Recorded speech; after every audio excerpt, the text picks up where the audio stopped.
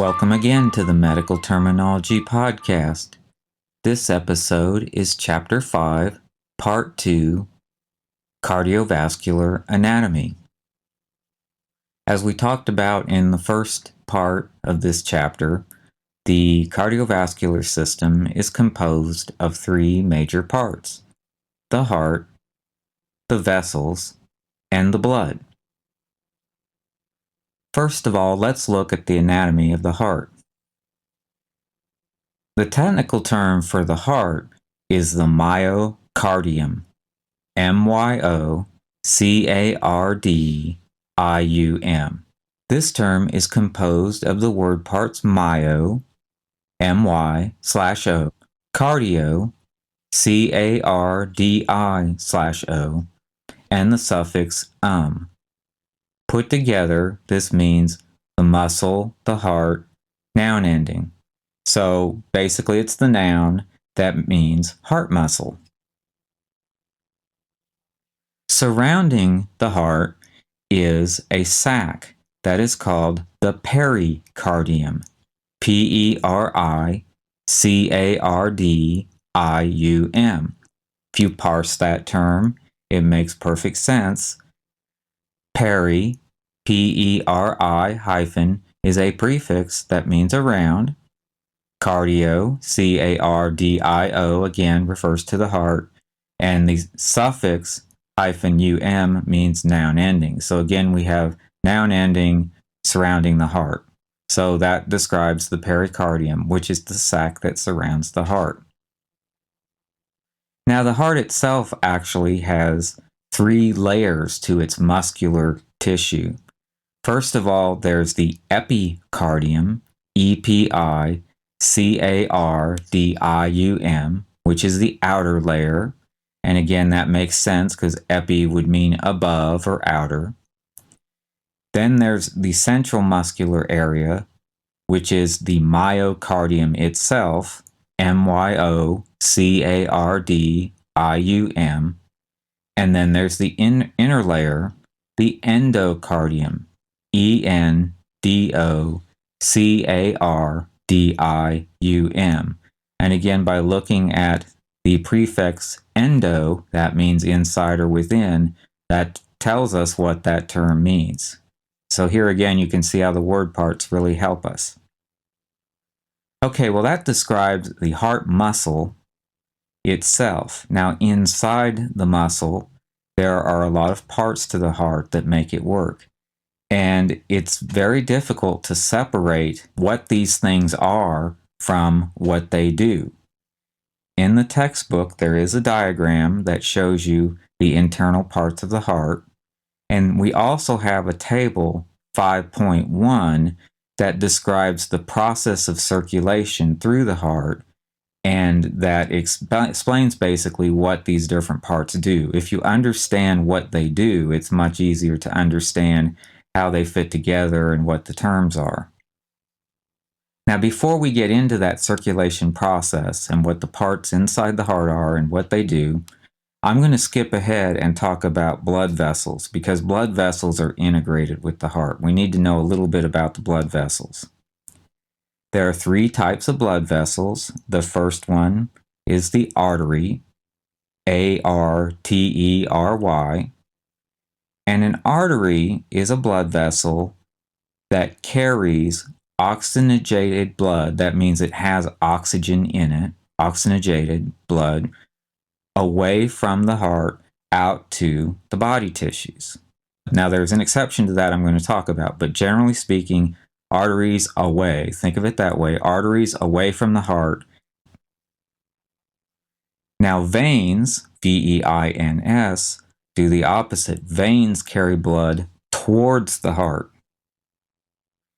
And with one exception, the veins carry deoxygenated blood. That is blood where the oxygen has been used up. Finally, we have the capillaries, which go in between the two. Capillaries, C-A-P-I-L-L-A-R-I-E-S, are very small vessels. They're 1 cell thick, and these allow the exchange of materials between the cells and the blood plasma. It's within the capillaries that oxygen is transported to the tissues, that nutrients are transported to the tissues, and that carbon dioxide and waste products are carried away from the tissues. And at that point where that transfer occurs, the arteries are going into the capillaries, carrying stuff in, and then the transfer occurs, and then when it starts to get carried back to the heart, then we have the veins. The veins start carrying the material, the waste products, back towards the heart. So those are the major vessels: arteries, veins, and capillaries. And now that we have a little understanding of that and what they do, then we can go ahead and look at the circulation of the heart. When blood returns to the heart, it is deoxygenated. That is, it is low in oxygen because it has transferred its oxygen to the tissues in the other parts of the body. When the blood enters the heart, it comes in through two major veins. Remember, veins always carry blood into the heart. We have the superior vena cava right here, and we have the inferior vena cava, also pronounced vena cava. After passing through these two major veins, the blood enters the right atrium. When the atria contract, the blood will move through the tricuspid valve into the right ventricle. When the ventricles contract, the blood will shoot up through the pulmonary semilunar valve and exit the heart through two arteries. Remember, arteries carry blood away from the heart. We have the left pulmonary artery and we have the right pulmonary artery. Pulmonary refers to the lungs, and so these arteries are taking the blood to the lungs. And again, there's a left lung and there's also a right lung. Now in the lungs, the blood will pick up oxygen, and then this blood will become oxygenated, so it turns red.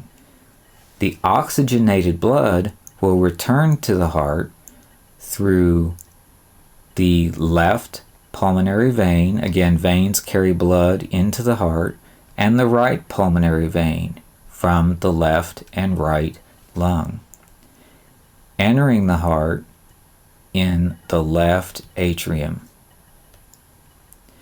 The atria will contract and the blood will pass through the mitral valve into the left ventricle. The ventricle will contract and the blood will then leave the heart through the aortic semilunar valve and then enter a very large artery called the aorta. And the aorta will carry blood downward to the lower parts of the body, the abdomen and lower legs, etc. And also it will shoot the blood upward towards the head. Then after the blood has traveled through the body and given the body oxygen, then the whole process will repeat itself again. Now when we look at circulation, there are two major types going on here. First of all, we have the circulation between the heart and the body. If we look at it in a very general way, the blood comes in through the vena cava from the body, and then ultimately it will go out through the aorta to the rest of the body. And this is called the systemic circulation. It's like the main central circulation. But within this process, there is another circulation. And this is the pulmonary circulation. The pulmonary circulation involves the movement of blood from the heart to the lungs through the pulmonary arteries, and then back into the heart through the pulmonary veins. And there's one distinction between these two types of circulation that's kind of important to note. When we're talking about the systemic circulation from the body to the heart and then back to the body, blood coming in is low in oxygen, blood going out is high in oxygen. With pulmonary circulation, it's the exact opposite. The blood going out of the heart is low in oxygen because it's going to the lungs to get oxygen. After it's got the oxygen, the blood coming into the heart is high in oxygen. So it's kind of important to keep those two distinct, primarily because we generally think of the arteries going away from the heart carrying oxygenated blood. The veins going into the heart carry deoxygenated, and that's true for the central circulation. But for the pulmonary circulation, it's the exact opposite. The arteries carry deoxygenated blood, and the veins carry oxygenated blood. Okay, we've covered quite a few terms at this point, so now it's time to do some practice and review. What is the term for the heart muscle?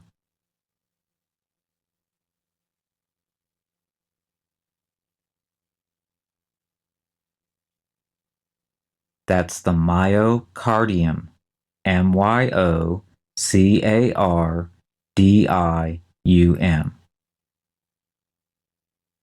What is the term for the vessel that carries blood away from the heart?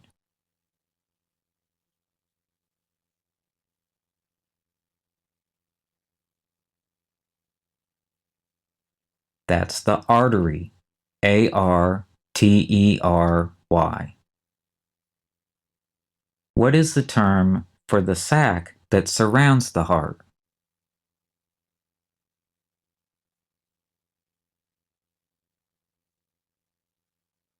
That's the pericardium. pericardium.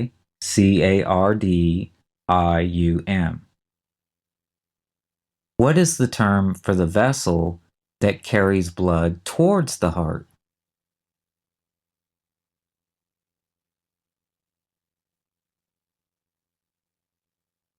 That's a vein.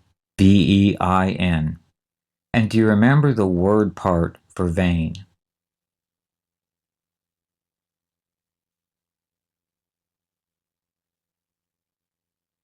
Well, that's plebo.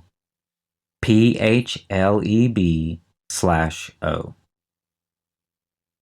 What is the term for a vessel that is only one cell thick, which allows plasma to exchange materials between cells?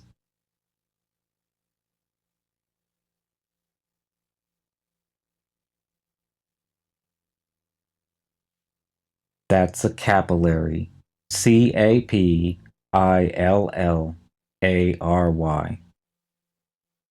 And what is the term for the innermost layer of heart muscle?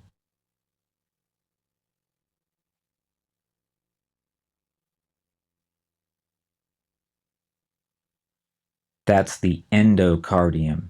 ENDOCARDIUM.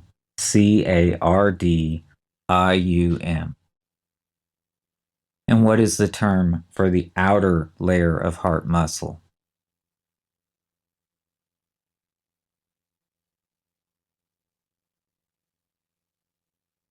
That's the epicardium. EPICARDIUM.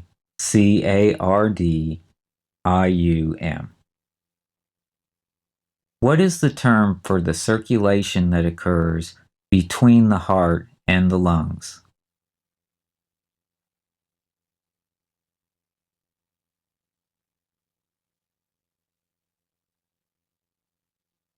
Well, that's the pulmonary circulation.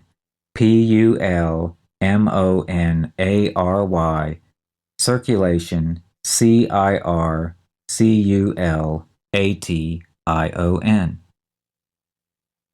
And so, what is the term for the circulation that occurs between the heart and the rest of the body?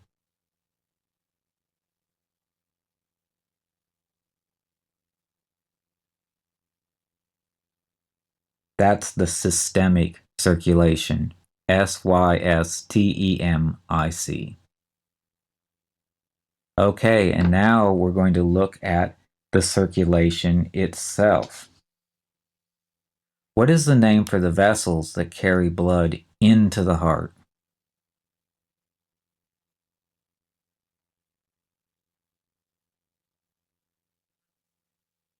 Well, that's the vena cava. Venacava. And remember, there's two of them. Do you remember the terms for the two vena cava?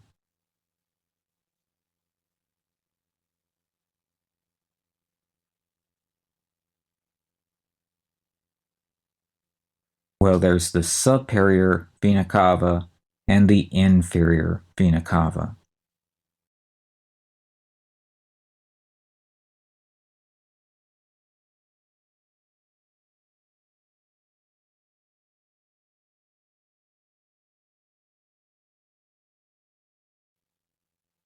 What is the term for the very large artery that carries the oxygenated blood away from the heart to the rest of the body?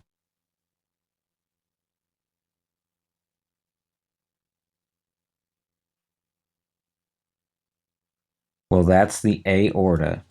Aorta.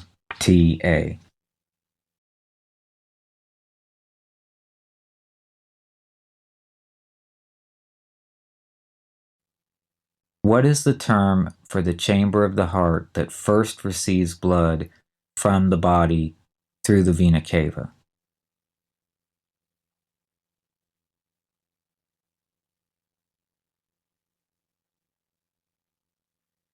That's the right atrium. Right, Right, atrium, Atrium. What is the term for the vessel that carries blood from the heart to the lungs?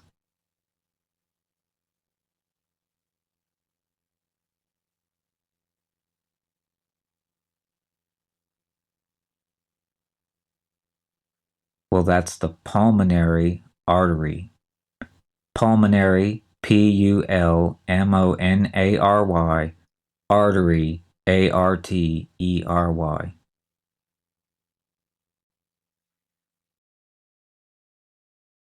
What is the term for the chamber of the heart that pumps blood into the pulmonary artery so that it can go to the lungs?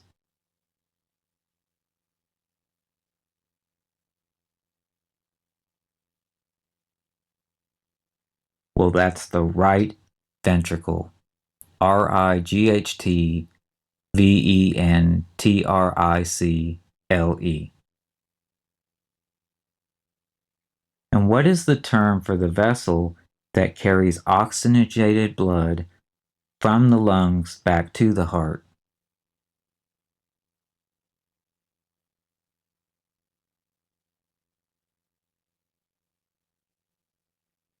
That's the pulmonary veins. Pulmonary, veins, veins. What is the term for the fourth chamber of the heart? It's the last one in the sequence that pumps blood out of the heart into the aorta so that it can go back to the rest of the body.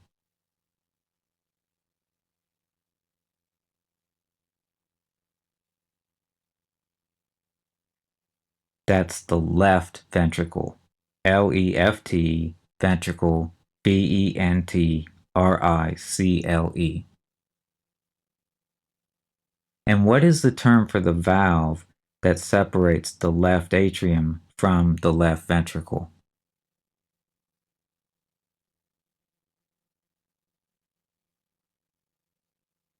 That's the mitral valve, mitral. And what is the term for the valve that separates the right atrium from the right ventricle?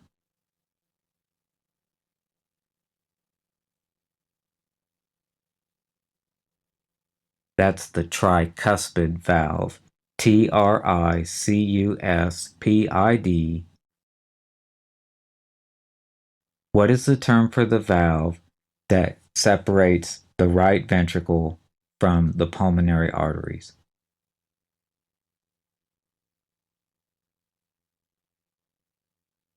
Well, that's the pulmonary semilunar valve.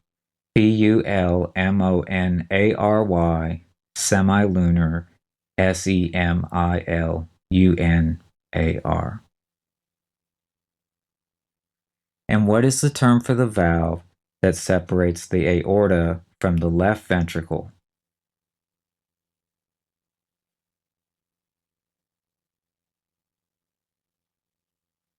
Well, that's the aortic semilunar valve. Aortic, AORTIC,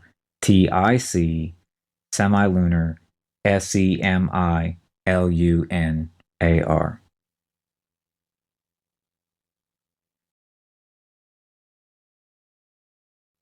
Okay, well, that gets us through the anatomy of the vessels and the heart and some knowledge of the circulatory process. Now, the last part of the cardiovascular system is the blood. Our textbook has a pretty nice map in it that shows the different parts of the blood, and I'm going to review that with you and just try to add a couple of extra pointers to it. First of all, blood has two major components, the plasma and the formed elements.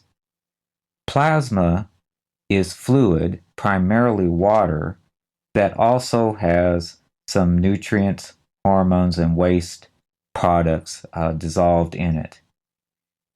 And in addition to these hormones, nutrients, and waste products, there are also some proteins. The formed elements are the blood cells, which many of us have heard of. And there are three types of blood cells. The first type is the thrombocyte, THRMBOCYTE. Now, based on its word parts, can you figure out what a thrombocyte is?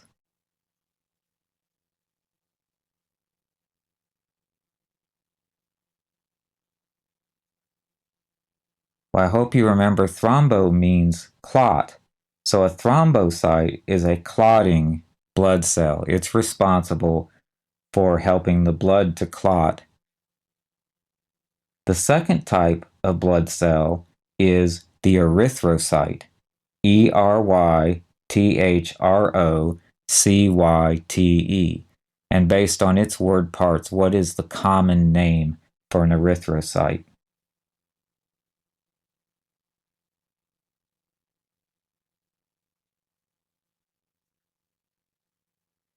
Well, that's a red blood cell.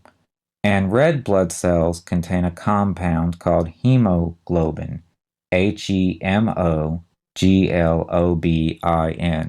And hemoglobin has the property of being able to easily attach to oxygen. And so hemoglobin is the compound that carries the oxygen through the blood system. And finally, we have the leukocytes, LEUKOCYTES. And based on its word parts, what is the common name for a leukocyte?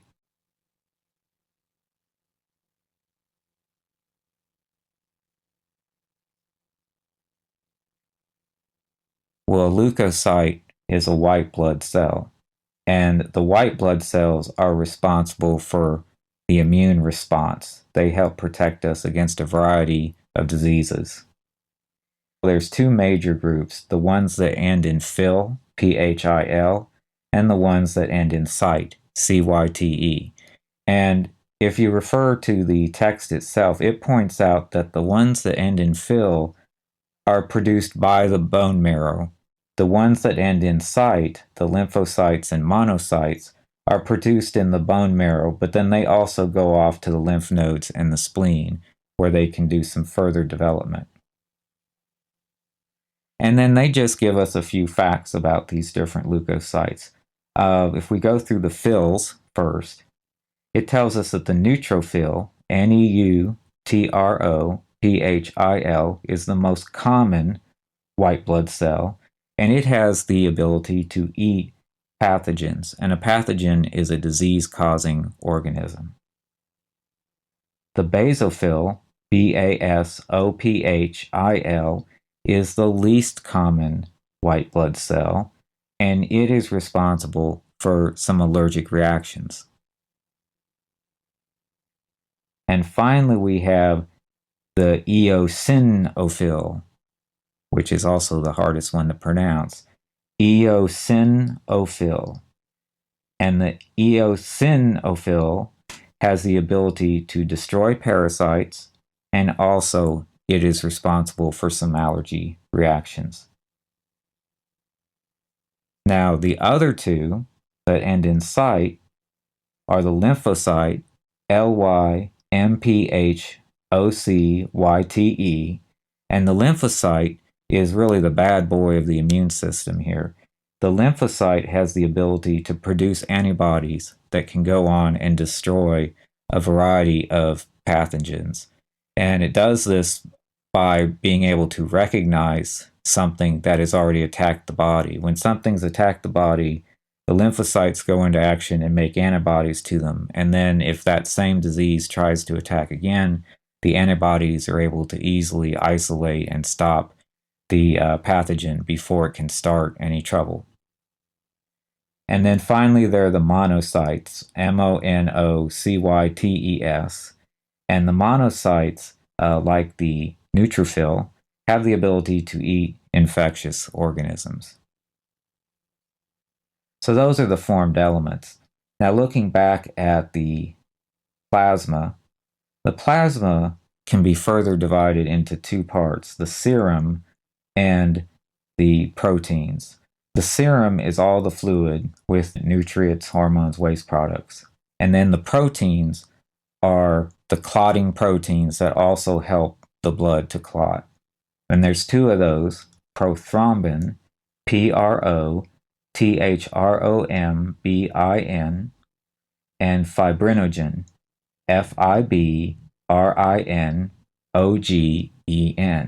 And both of those help the blood to clot.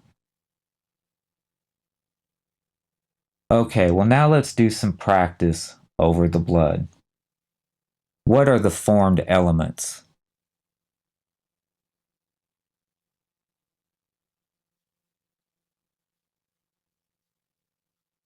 Well, the formed elements are the blood cells. And which type of blood cell is responsible for the clotting of blood?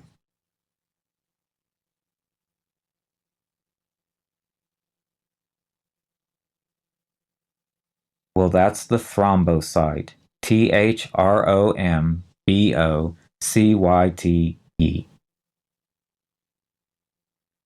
And which type of blood cell is responsible for immune reactions and immune defense?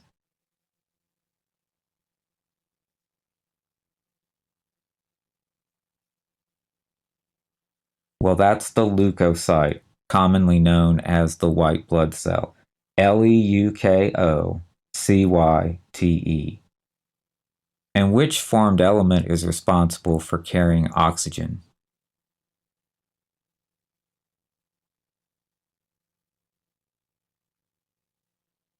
Well, that's the red blood cell, formerly known as the erythrocyte. Erythrocyte.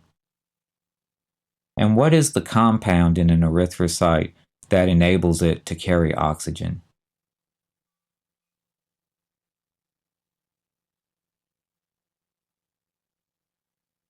Well, that's hemoglobin. hemoglobin.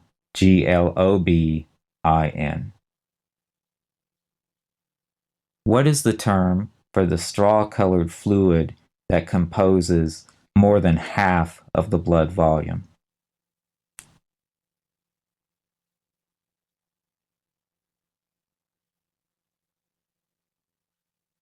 Well, that's plasma. Plasma.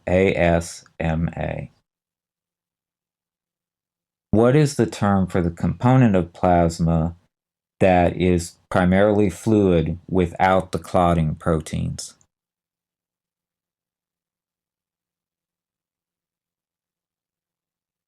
Well, that's the serum. Serum. What is the term for the type of leukocyte that can produce antibodies against a variety of diseases?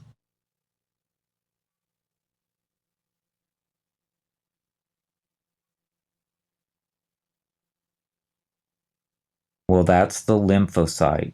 Lymphocytes. And what is the term for the leukocyte that is the most common leukocyte? It also has the ability to eat pathogens.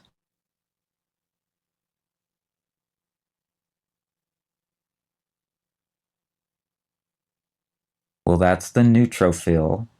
Neutrophil. And what is the term for the type of leukocyte that has the ability to destroy parasites and also it causes allergic reactions?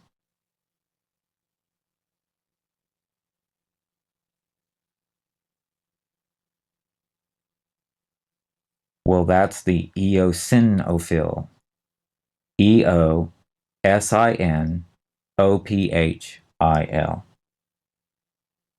What are the names of the two clotting proteins that are included in the blood plasma?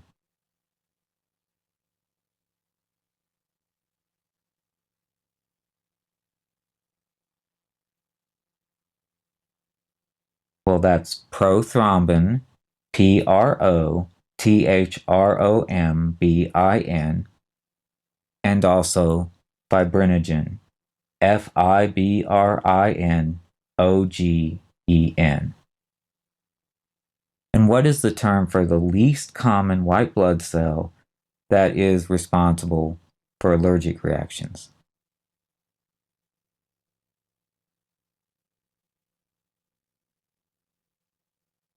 Well, that's the basophil.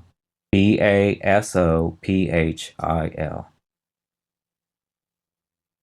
And finally, what is the term for the leukocyte that can eat infectious organisms that's formed in the bone marrow, but also can be given extra development in the lymph nodes and spleen?